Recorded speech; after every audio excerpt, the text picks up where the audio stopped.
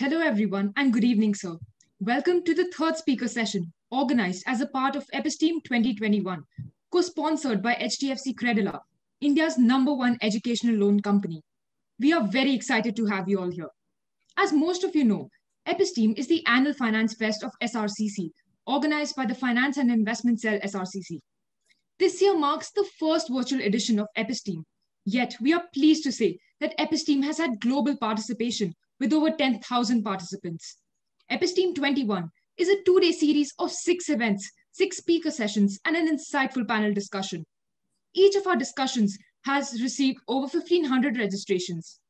Episteme also has partnerships with leading corporates such as Bajaj Capital, HDFC Mutual Fund, and Grant Thornton, amongst others. Episteme 21 has also been featured in the Business Standard and on moneycontrol.com. Once again, I welcome everyone to the third speaker session of Episteme 21. Our speaker today is a veteran leader in the banking sector, Mr. Subhash Mundra, Deputy Governor of the Reserve Bank of India from 2014 to 2017. Sir has also served as the Chairman and Managing Director of the Bank of Baroda and has over 40 years of experience in banking. A prominent member of academic councils of leading institutions such as the National Institute of Bank Management, Sir also sits on the board of directors of several companies. Sir, we are honored to have you with us today. I now invite Saroj Joshi ma'am, Faculty Advisor of the Finance and Investment Cell, SRCC, to welcome Sir. Thank you. Good evening, everyone. I welcome you all to the last speaker session for the day. And it is our honor and a privilege to have Shri S.S. Mundra sir as our esteemed speaker for the session. And I think, sir, we could not have any person better than you to handle this topic since you are closely associated with the industry for a very long time. Thank you so much, sir, for sparing your valuable time for SRCC. I welcome you. May I now request you to kindly take over the session and enlighten us with your thoughts. Thank you, sir. Over to you. Thanks a lot. And good evening to all my young participants, budding financial sector experts for this very important event. Actually, congratulations, Finance and Investment moderator. Would I suggest if all others can be put on mute because I can hear a lot of disturbances in the background? Yes, sir, we'll just look into it. Yeah, okay. So let me, start with congratulating the Finance and Investment Cell of SRCC for organizing this event, Episteme 2021, which I understand is your annual flagship event. Of course, SRCC itself is a venerable institution, almost now reaching near to your century of existence. And the list of your alumni read like who and who is who of Indian various sectors, not only the commerce, but I was really happy to see people even in the field of entertainment, people in the very diverse field, all come from this alumni club.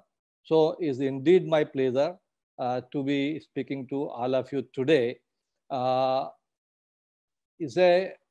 Predominantly is a commerce college. So I would believe that a number of you from your participants tomorrow, maybe some of you would be promoting a bank, some of you might be running a bank, some of you would be regulating the banking and financial sectors, some of you would be sitting in Delhi and formulating the policies and laws governing the financial sector. So this is how I look at this group of participants. So when I was reflecting, I thought, why not let me speak to you about the one subject which is widely discussed today, and that is about the banking sector in the country, and particularly in the context of what has happened in last decade or slightly more than that. So that is why I have chosen the topic that a decade of changing dynamics in Indian banking. So I come to the subject proper. When we talk about the banking sector today, and I believe most of you, a majority of you are undergraduate institute. So from the time you have little bit understood about the world around you, about the financial sector, and whenever you must have heard something in context of the banking sector, I'm sure it is not very flattering. You must have only heard the negative news most of the time, since you have started understanding the asset quality, NPA problem in the bank, governance problem in the bank, public sector banks in particular. They keep on getting the capital from the government. The government is putting a lot of money, and that this all money is going down the drain. How much capitalization can be done? The bank should be put under the private sector. The level of governance, the level of efficiency is much better in private sector banks than in public sector banks. So I think you have been only listening to these kind of stories in the recent past. So I thought it would be a good idea to put it in proper perspective and drawing a canvas of, let's say, a decade or slightly more than that. So I think let us begin the story from there. uh, I would start this narration or this story from the year 2008. And all of you know what is the significance of year 2008. 2008 was the year where what is now popularly known as GFC, Global Financial Crisis, something which enveloped the entire globe. So 2008, we know there was a global financial crisis which started from the US and then enveloped the entire globe. Now, quickly, because we have to cover a lot of canvas, and I believe that basic, you all have the basic understanding of all these events and their manifestation. So, because of this crisis, central bank around the globe infused a lot of liquidity in the banking system. And same thing, almost the same thing which is happening today. Since you are a student of commerce, I hope you have heard about the monetary policy pronouncement of the day. You must have heard in the morning what governor said. He said that we will continue to support and provide the liquidity as long as growth comes back. So it happens every time. When there is a crisis, central bank get into the action, get into the overdrive, and lot of liquidity is infused in the system. So India was no exception. Reserve Bank of India also infused a lot of liquidity post 2008 crisis, and globally also central bank were infusing a lot of liquidity. Now, when the banking system around the globe is flooded with liquidity, this liquidity starts searching for the yield. And yields are generally not found in developed countries. So in search of yield, liquidity starts coming in developing countries, emerging economies like India. How it happens? When the liquidity, global liquidity is searching for yield and coming to the country, it means a lot of dollars would be coming in the country. Then the central bank of this country, that is Reserve Bank of India, would have to capture those dollars, which goes into the forex reserve.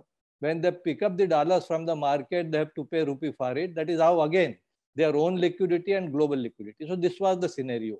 And ultimately, as a student of commerce, you should know that in any economy, whatever liquidity comes in the system, ultimately it ends up with the bank. It would not be sitting, in your cupboard or in the any showroom or in the shelf of the shop. It will go into the banking system. So banking system was flush with liquidity, and banks were looking for opportunity to use this liquidity and earn a spread. That is what the banks do. So this was the basic thing. Similarly, simultaneously around 2011, another important thing happened. And what was that? When the crisis was there, liquidity was there, government everywhere, and more particularly in India, there was a lot of focus on doing the investment which is being discussed today. You can always see the mirror image repeating. So that infrastructure investment, so that it supports the growth, money comes in the hands of the people and productive assets are created. So that was the focus. But this focus was with a slight difference that for the first time, government decided to go for the PPP model, which is popularly known as, that is the public-private participation. It means the infrastructure sector was opened up for the private sector in participation with government. And then there are model you must have heard, BOT and BOLT. So build, operate, transfer, build, operate, lease, transfer, and so many acronyms are there. So this was the model which was pursued. And uh, uh, banks found it a very easy option, because in big infrastructure project you can lend large amount of money and grow your balance sheet very fast. So that was the scenario which was happening at that point of time. uh, when the huge infrastructure projects are coming, obviously these projects would need the ingredient. So it means if this kind of growth plan is there, it will be a boost to the steel plant, because you have to create the additional capacity to produce more steel, cement.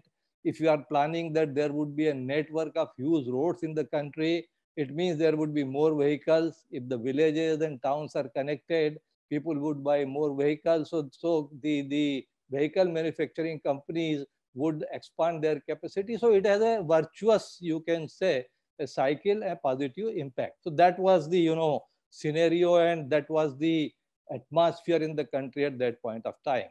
So bank went ahead and did a huge lending in the infrastructure sector and in the supporting sector, which is the long-term project like setting up a steel mill and all that.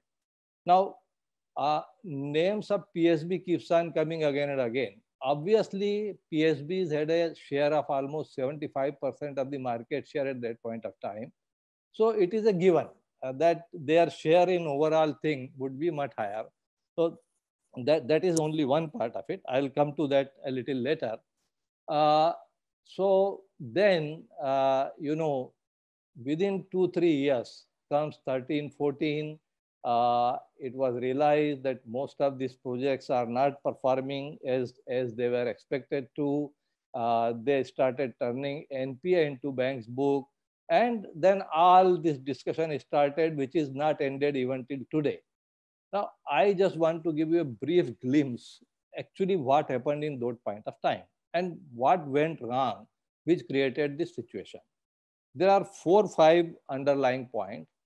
Number one, the important point is, being the student of commerce, you all know there is something like ALM, asset liability management. Now, the banks typically, the liabilities are the resources which they have. This is typically short term. So deposits and all that, average duration will be 6 to 7 years. Now, these were the projects which were typically of long gestation, which would have needed lending of 15, 20 or 25 years if they have to repay those kind of loans from their cash flow. So this was the situation. But banks had their own constraint, because their liability profile is relatively shorter. So that was one play. The second play, economy at that, before, around that time, economy was growing at a very fast rate. The GDP growth was 9-10%. And these were the expectations that growth would going forward would always be in double digit. So two things happened. Number one, because banks were the only lender, we didn't have the specialized institute to finance this kind of project. So the promoters tried to fix their project in such a fashion that they can still show a cash flow which is quite strong, and loan can be repaid in 8, 9, 10 years, which was not realistic, because as I said, these are 15, 20, 25 years project. Now, the growth rate they projected, it was already touching double digit. So you take it that yes, the growth rate, GDP growth will be 11, 12, even more than that in coming future. So when you put these two things together, that there would be very good business projections and there will be a very great GDP growth. So on paper, it was made possible to show that these loans can be given and can still be repaid in that period, which is comfortable for bank's liability profile, bank's LM profile. This was the beginning of problem. This is what happened. When you are projecting, let's say, double digit, to give you an example, double digit credit growth, GDP growth, and you are talking about a road project which is to be financed. Now, when you finance the road project, how do you capture the repayment capability? You say it will be a road project, it will be a toll based, and there will be a certain vehicular traffic or load on the road, and which will enable the repayment. So you project a vehicular movement taking a GDP growth of 12% and do the projection, do the cash flows. Now imagine that gross lights, it comes down to 6%, 5%, 4%. It means all your projections have gone wrong. And as it is over ambitious projections, already they were made to fit the requirement of the bank. And on top of that, sliding growth. So obviously, there is a problem which is waiting to happen in the repayment of that loan. That is obvious. So that was one thing which created the problem. Second problem, there had been a series of external events.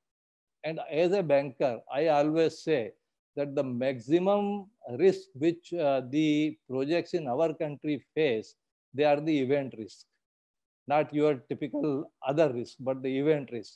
So if you little bit go back in history that time, so there had been a lot of change in regulations, then the environment clearances, those kind of things. Then there had been few judicial pronouncement which completely put stop to some of the economic activities. And worst of the problem, that the enforcement of contract which should happen, that has always been a weak point in our legal system. So state governments or the two private parties entered into the contract, but then decided to release the contract, and there was no faster judicial mechanism available that this thing can be resolved. If you really do some research, you'll find that many of these projects have run into the dispute. And then dispute keep on happening for 5 years, 10 years, 15 years. First it will go in arbitration, lower court, upper to upper court, and it's a never ending chain. So that was the second thing which created problems in this. Third, of course, as I said, that banks did this kind of lending. They were not the specialized institutions for doing the project finance or the infrastructure finance. So obviously, their appraisal methods were weak. They couldn't, capture all these possibilities, capture the ALM profile and the realistic projection. So that was another thing. And of course, with all this, I won't say that all the promoters were kosher or very clean and they didn't do anything. So there were many unscrupulous promoters as well. Now, what happened there? Ultimately, suddenly if economy is opened up and so many projects are coming up, so there were handful of people who undertook these kind of massive projects. As a student of commerce, you would understand that ultimately the available equity is limited. It is not infinite. So the effort was made to put all these projects with as little equity as possible. Now, equity, what purpose it serves in any project? Equity is a kind of cushion, risk cushion. You can't do everything with the debt. But if there is any adverse event, if there is any projections are going bad, equity comes as a cushion to carry forward till the time normalization is restored. Now here, I little in lighter mode, I say that these promoters did a kind of new, what is called as the new cloud computing. Now you people understand cloud computing in a particular reference, which is more to IT. But what I'm talking about the cloud computing is, if you see most of these companies and their promoters holding a structure, generally there would be a series of companies, holding company, then under that company, then under that company in different jurisdiction, 4 or 5 levels. So I sometimes say that it was the cloud computing of this type that a holdco is sitting in 9th cloud. Now here promoters put 1 unit of equity and raises 3 units of debt. So there is a certain funding available in that holdco. This holdco has a step down subsidiary Now this entire mix, which is a mix of equity and debt, comes to that step down subsidiary purely as a equity. And that entity again leverages it 1 to 3 and then pass it down to another subsidiary further step down. I know you may find it a little complicated, but as a student of commerce, as you enter into the real world, you will confront many such structure. So at every point of time, that mix of equity and debt keeps on becoming equity and it keeps on getting leverage further and further. So by the time it comes at the project level, there is really real equity is hardly anything left. It is purely debt, and every debt has to be repaid. So when there is a stress, you have to pay the lender of that particular project, but you also have to pay the lenders of all those entities where you have leverage. So there is no risk left. There is no risk capital which was available in the projects. That has been one scenario. Of course, people siphoned up the money also from the project, and there are, I don't go into the detail, but there are various methods of doing it. So the debt money is siphoned from the project and again put into the same project as equity. Result is the same, that there is no risk capital left. There is no equity cushion left. Sometime, I don't know how many of you are familiar with the homeopathy medicine. In homeopathy medicine, they say potency is increased. So every time you take 1 unit of mother tincture, mix with 100 unit of alcohol, churn it, then again take out 1 unit, and like that, keep on doing, potency increases. Now, in homeopathy, this process increases the potency. But if you do the same thing in a project, it is not increasing the potency, it is rather killing the potency of that project. So that was another thing which happened. So I think these are the few things you would understand that this is what happened in the period of 2008, then 11, post PPP, and by around, I think, 2013-14, it was quite clear that the banking system is sitting on a lot of non-performing assets.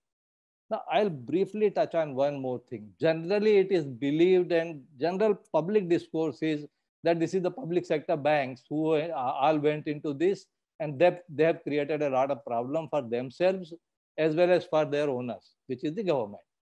Now, I want to little bit correct this, concept or this understanding. Number one, I agree, there were a couple of private sector banks who stayed away from this kind of financing. They completely engaged themselves into either the retail loans or the trade loan. They didn't go for the project. But there were equal number of private sector banks who also went into the same activity. Now, public sector bank, typically there are other related issues, because in the public sector bank, the tenure of the top management is very short. So, and if you have to do the retail loan, you have to create a huge capability across the branch network, the capacity to capture the business, to serve it, to recover it. This doesn't happen overnight. Now, if there is a continuity of management, all this can be done, and it is done in various banks. It is done beautifully.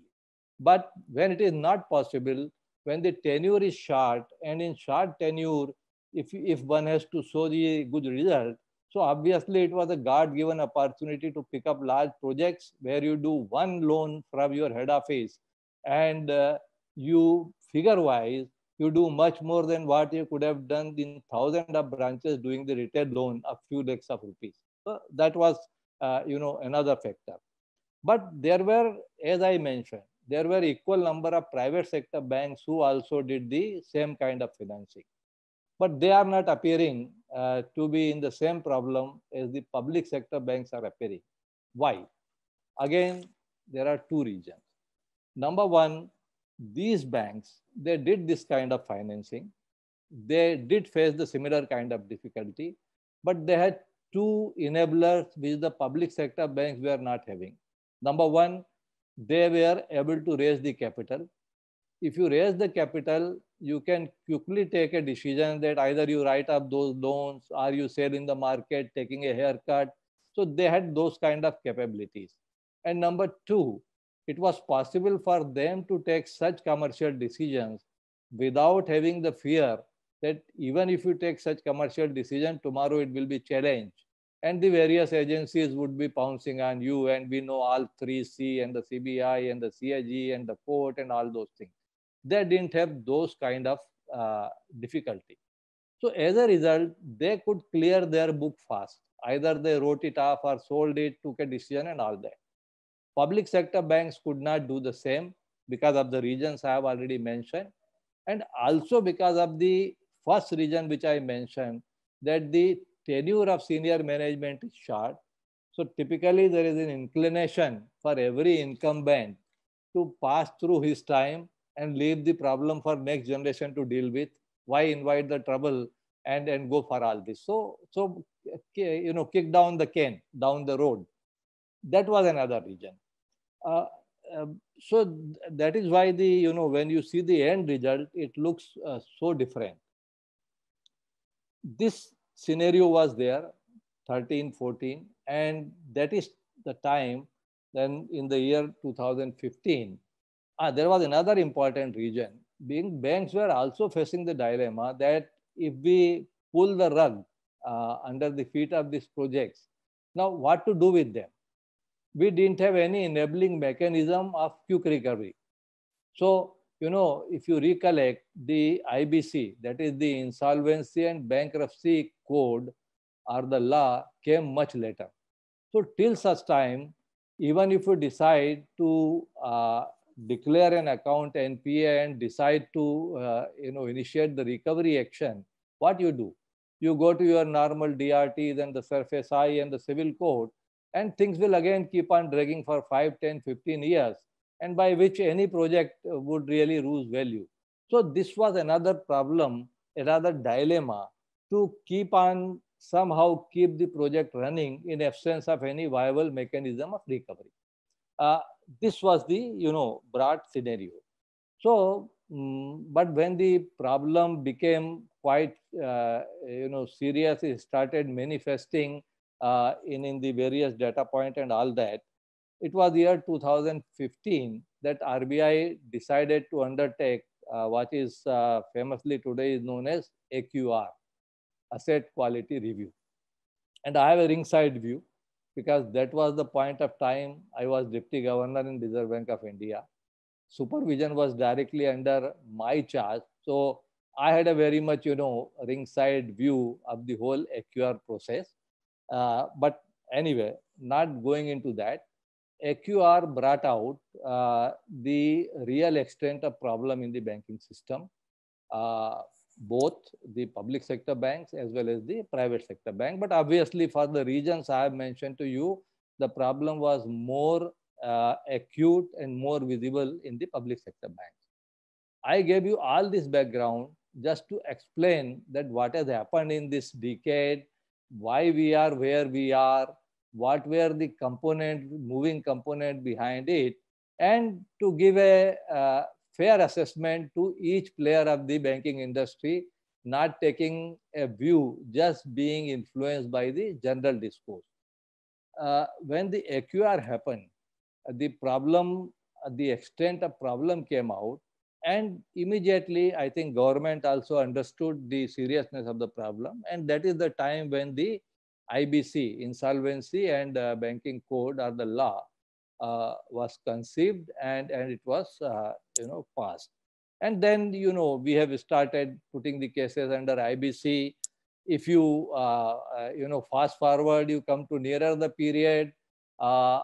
It was all going on like any new legislation. It had its own problem initially. There were legal challenges. So this kind of a very fundamentally changing legislation would take its own time to stabilize. So there had been legal challenges. People went into the court. Some matter went up to Supreme Court and all that. But I think by and large, all those issues were settled. And it was looking that now this code is available. It has started functioning reasonably well. And the lending community has a now good instrument to take a quick call on the such cases. Another thing I would particularly like to share with all of you, that we start a particular legislation with very good intention, but with so many uh, pressures coming from various quarters, sometimes we end up dealing with them, putting the patches where it takes away the basic strength of that legislation. Uh, there is something like a chapter 11 in USA, which is the same thing, a quick insolvency and quick resolution, which is known as chapter 11. I'm just leaving this point. Some of you are interested, can do further research and look at what actually chapter 11 is, what is our IBC, and what is the difference between two. The problem is in IBC, the chapter 11 start with something very fundamental or very profound, which is known as Chicago Resolution. The whole origin of chapter 11 came from Chicago Resolution. And this Chicago Resolution is a only one line, but very profound statement. It says that the enterprise may die. Enterprise may die, but entrepreneurship should not be allowed to die. That is the underlying philosophy of chapter 11. That is why if you look at US and you look at post-crisis, big company like General Motors or even many other name, they went into chapter 11, they went into bankruptcy quickly. The lenders took the haircut, the new refined debt structure was prepared, and company came out of the insolvency, and they started operating again as usual. Unfortunately, in our system and the legislation, as it keeps on changing, pressure comes, we have not been able to capture that philosophy. The problem here is that if one enterprise goes bad, even by the external environment, that entrepreneur in our system becomes blacklisted forever. So we are, our philosophy at this point, it looks like, let enterprise also die and let entrepreneurship also die. This is how, the system is operating at this point of time. I hope and I pray that with period of time, this would also change, because it is very important to preserve the entrepreneurship in the country. We in a real world, project would come, project would fail, this will all happen. But it is important to preserve the entrepreneurship. So this has been a whole snapshot of what happened and where we are today. Quickly, in another 5-10 minutes, I would cover some of the recent happenings so that we are left with some time for Q&A. As I said, by the time IBC was stabilizing, with whatever follies or whatever shortcoming it was having, which I just mentioned, but at least it had a semblance of clarity, and the cases had started getting resolved. And then the pandemic hit us. So again, all the economic activity came to a standstill. There was a moratorium. There was a dispute around the moratorium. All those things were happening. Banking is a very dynamic field and is a very interesting field. Also, banking is a field which is prone to periodical accidents. So you pick up the history of banking in any country over a decade, 4 or 5 decades, and you will find that with unfailing regularity, every decade or so, there would be some event which will be happening, which will be shaking up the banking system. So we are no exception. So like, we were dealing with the initial problem. By the time we stabilized, now this is the banking system is hit by another calamity. Anyway, that's a matter of different discourse. But I will quickly come to the recent budget. After whatever has happened and where we are today, this budget, last budget, has 3 important announcements, which you people as the student of commerce and being, interested in the financial sector in the country should look at.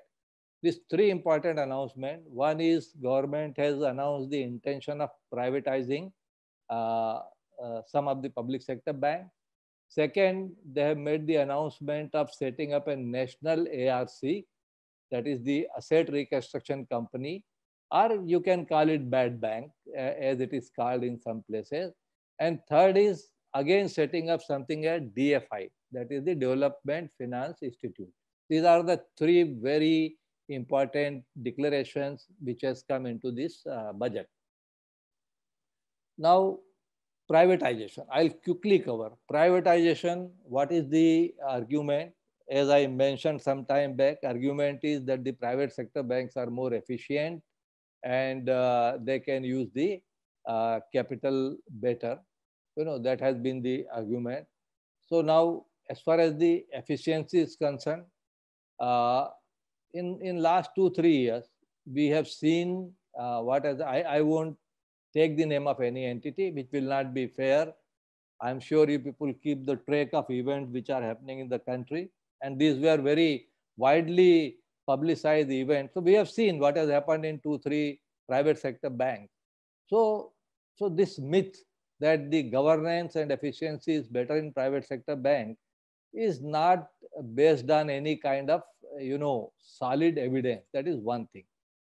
Second thing, that government has the limitation of providing capital. So how long they can keep on providing capital to the public sector bank? That is why banks should be privatized. Now, simultaneously there was another play, and you people might be aware that while all this was happening, government decided to do consolidation in public sector bank. So first there were 5 associates of State Bank of India, which were merged into the parent bank. Then recently, again, government merged few banks. So as a result, not long back, while there used to be 27 odd PSBs, public sector banks, they are already reduced to 12. And it's a good thing to do. I mean to say, I also don't see logic of the same owner having 27 similar entities which have no individual identity in any particular area. They do similar kind of activities in the similar fashion. Many times, some of the public discourses, I said that if you go to a place where there are 5 public sector banks, and if you remove their, signboard, and you enter into each branch, you won't find any difference. You can't distinguish one bank from the other. So that being the case, I think it made sense. So that consolidation was going on, and this consolidation is already happened now. Entities are reduced 12. So quite clearly, no owner is going to put on block or privatize these consolidated entities, which are quite big. Moreover, they have a long vintage, they have a very loyal franchise, and it will be difficult to find someone whom you are prepared to hand over these entities just like that. So it is ruled out. It means you have to settle for a couple of small banks which were kept out of consolidation and which can be put for privatization as an experience, as an experiment. You do the learning from that. If that is to be done, then it is not going to solve the problem of capital. Means why? Means government would require to continue to capitalize the remaining banks, and they need major part of the capital. So both the things, from the viewpoint of efficiency and governance or from the capital contribution, this is not going to solve the problem in immediate run. But yes, it can give a lot of learning for the future course of action.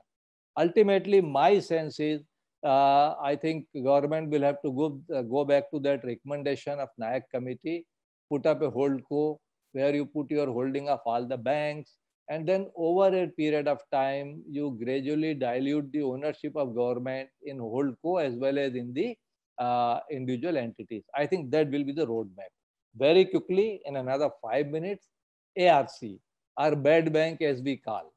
Now, to my mind, I don't know any global success story where the bad bank in this situation has worked. The bad banks, wherever they are created, they have generally created to take care of mono line assets.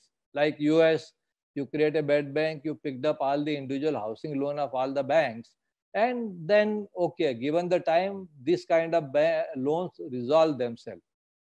Our position is very different. We are trying to create a bad bank, or call it national ARC, which will take over the complex projects. The projects which are, some of them are completed, some of them are under implementation. So these are the kind of projects which cannot be resolved in the same easy fashion as the monoline assets can be, housing loans or the retail loans can be resolved. It means this ARC would need not only taking these loans, but also creating a management bandwidth where they can run this project, they can complete this project if they are incomplete, and then try to resolve or try to sell them so that you can recover the money. So it will have to be a combination of funds, then the management bandwidth, and the capacity to run it. I think this structure is still under evolution. Government also seem to be conscious of these related fields. So they will have to, once all these enablers are put, this can, I think, then it can work well. But it will be a daunting task. It's not going to be easy. That is clearly, at least my understanding is. And the final point is DFI. We used to have DFI, Development Finance Institute, in the past. I don't know, you people might not be aware or might have read. Today, what we know as ICICI Bank, one of the premier private sector bank, it used to be a development finance institution by the name ICICI. Similarly, IDBI. IFCI is still surviving. So these three were premier development financial institution in this country, which, were primarily engaged in project financing. Of course, project financing in those days were different. So they were generally financing the normal kind of industry for setting up the capacity expansion or putting up an industry. Today, you don't need a DFI for putting a usual industry, which has a loan requirement of 5-7 years and all that. Because now banks, various other lending institutions, bond market, and a number of other agencies have come up which can take care of that. So today, when you talk about DFI, you are typically talking about the long-term, long gestation infrastructure project where this DFI has to finance. The problem with erstwhile DFI was again with the liability profile. If a DFI today has to come, it should have the capability of raising long-term resources of 20-25 years at a cheap cost so that they can fund these kind of projects. So that is something which, will have to be struck right if it has to become a success. And second, they will have to work as a catalyst, not only for lending, but also to do the monitoring, bringing other smaller lenders, providing the kind of project consultancy. It means a whole ecosystem will have to come around DFI. Then it can become a success story. And it is, of course, it is a need of the hour in the country, because we have seen what happened with the banking system when they tried to do some adventure in financing the infrastructure projects or the other long gestation projects, which was obviously and quite clearly, which was not their cup of tea. So I think I have given a very long monologue and tried to capture quite a few things in a very fast manner. I don't know, maybe sometime you would have found it difficult to keep pace with, but it is, it had been such a eventful period and so many things were happening simultaneously that my endeavor was to at least try to give you a quick glimpse, covering as many points as possible. So I am stopping here at this point of time and would be very happy to take questions if there are any. Thank you so much, sir. That was indeed a very insightful and interesting session, and I'm certain everyone has learned loads from it. Sir, we have collected a few questions from the participants. May I proceed with asking you these questions? Sure, sure. Great. So today the RBI announced that it wouldn't change the repo and reverse repo rate. Do you think that is a good move? And what incentives should be introduced so that we overcome the problems caused by the pandemic? Second, what is the second part of your question? I missed it. What incentives should be introduced so that we overcome the problems caused by the pandemic? Now, on the number one about the repo and reverse repo rate, I think this is a stance which RBI has maintained for quite some time. And not only RBI, I think central banks around the globe, everyone is telling that we will support the growth as long as it is required and maintain the liquidity. And I think governor was also asked the same question by many journalists, and he was at a pain to explain that we are still not out of problems. Recovery is still, growth is still very nascent. And this is the point of time where it is important to support the growth and not kill it while, it is, green shoots are hardly visible. Uh, and as you know, that for last 5 years, RBI, as mandated by the government, has adopted the inflation targeting monetary policy, but they have a band available, that is 4 plus minus 2. Inflation as of now is within the band. The inflation targeting policy has been again renewed for another 5 years recently. So ultimately, you become very purist about the monetary policy. Maybe in the short run, the rate can be enhanced and all that, whatever it is. But if it kills the growth, then the future problem would be greater than what you achieved today. So I think it was not only the right thing to do. To my mind, there was nothing else which could have been done at this point of time. So it has to be seen in that context. As far as what could be done, the problem is we still don't know the extent of problem. And you can't address a problem till you know the extent. So as far as pandemic is concerned, I think a month back we were all celebrating that yes, India has been spared second wave and we are out of pandemic. We started celebrating, going to malls, going to marriages, and now you see the second wave. And if you look at the figure today, this kind of daily positivity had not happened even in the peak of previous wave. So I think for any government, for any regulator, it makes sense presently to keep a close watch. As more data point emerges, take a call as you go along. So very difficult to say at this point of time. As I said, you can't address a problem till you know the full extent of that problem. And we are in the midst of the problem. We are not out of it. Rightly said, sir. Moving on to the next question. There is a high risk in infrastructural credit. Since we can't prevent these loans, should we identify serial defaulters or should we enable systems that tackle bad debt simultaneously as the same companies can take more loans? Okay, I think I dealt at great length on this particular topic. Number one, we talk about serial entrepreneurs like we talk about the serial killers. And that's the problem. That is where I said Chicago resolution. Again, go back what I said. Enterprise may die, but entrepreneurship should not be allowed to die. I'm not telling that if there are unscrupulous promoters or the unscrupulous entrepreneurs, they should be allowed to go scot-free. But let's understand, in any business, and more so in infrastructure sector, there would always be casualties. There would always be business risk. And mind it, again, as I said, I think I tried to cover too many things, so you might have missed some of the things. But if you look at the history of infrastructure projects in our country post PPP, the projects have not gone bad only because of the lenders or the promoters. External events had been hugely responsible. Think about spectrum cancellation, mining cancellation, road project going into arbitration award not coming for years together.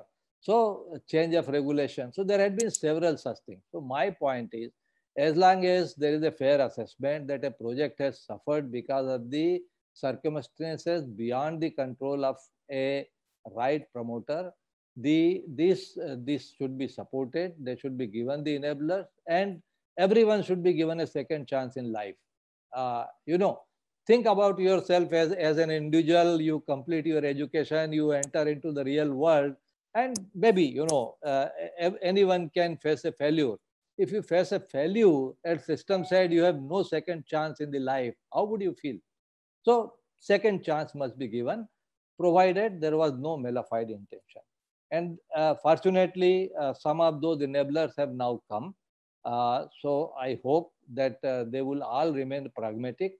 so that the entrepreneurship in the country is well preserved. Great, sir. On to the next question. Many say that the current state banks of India is much worse than what is expected. What effect do you think that the moratorium has had on the Indian banks? Number one, see, ultimately banking sector, or for that purpose, financial sector is as a reflection of the real sector. And I think you, a student of commerce, understand what is the financial sector and what is the real sector. If real sector is in problem, it cannot leave the financial sector untouched. The real problem comes, and I would urge all of you to a little bit more reflect on this in your spare time. Problem in any economy comes when the financial sector started, front running the real sector. And this is classically what happened in US, in the time of before subprime crisis and all that. When the financial sector becomes an end itself and not a reflection of real sector, problems start coming. So that innovative and exotic instrument, exotic kind of trading, all those things start happening. Fortunately, our regulator had been very conservative all along. India, we don't have a situation where financial sector is front running the real sector. So from that viewpoint, I think we are in a good place. Yes, there are problems in real sector. So those problems are getting reflected in financial sector, which, one has to give the time and allow them to pass through. That is where we are now. So on to the last question for the day. Which reform do you think in the last decade was the most defining one that changed the course of how the Indian banks function? Which day? Which reforms in the past decade? Well, I would put two things. One is the action and one is the reform. So action-wise, if I say in last decade or so, I think AQR was the most defining action, which I briefly touched in my speech also, which clearly, brought out so many weakness and some of the wrong practices within the system. So that was the most defining event. And I think the most important reform is IBC, Insolvency and Banking Code, which came subsequent to that action. So I think these are the two defining action and reform in the Indian banking sector in last few years. Great, sir. Thank you so much, sir, for taking out the time to be with us today. We're absolutely delighted and honored to host you. I now call upon Saroj ma'am to present the vote of thanks. Thank you. Thank you. Thank you so much, sir, for sharing your words of wisdom with us. It was truly an enriching experience for all of us. I express my deepest sense of gratitude from FICC. Thank you. I would also like to thank my FIC team for the successful conduct of the first day of the annual festival. I would also like to thank all the participants for being with us. Thank you, everyone. Goodbye. Take care. Thanks. My thanks to all of you. And I feel reassured that the future of Indian financial sector is in good hands. Thank you so much, sir. Thank you so much.